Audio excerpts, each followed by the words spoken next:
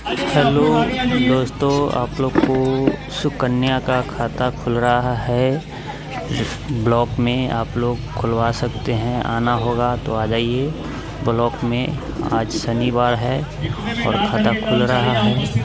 और नहीं यहाँ खुल पाएगा तो आप लोग पोस्ट ऑफिस में, सकरा पोस्ट ऑफिस है गुमटियों पार में, आप लोग जाके खुलवा सकते हैं। और यहाँ पे सिविल लगा हुआ है।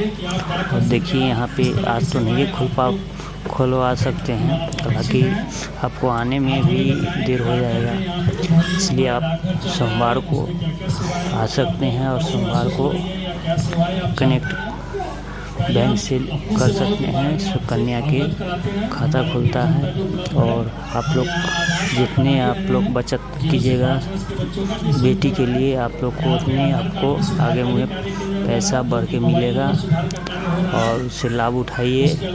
और हमारे ब्लॉक में आज शिविर लगा था, इसलिए आप लोग को दिखा रहे हैं। और देखिए यहाँ पे सारा शिविर लगा हुआ है, सुकन्या का प्रचार भी हो रहा है। आप लोग ज़रूर मिले। हमारे चैनल का नाम है नगीना गुप्ता ढोली सकरा, फेसबुक चैनल का, और यूट्यूब चैनल का नाम है कार्तिक राज ढोली।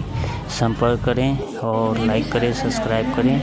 और देखिए बहुत सारा भीड़ है सुकन्या के लिए, बच्ची के लिए आज भविष्य में बनाना चाह रहे हैं हम लोग।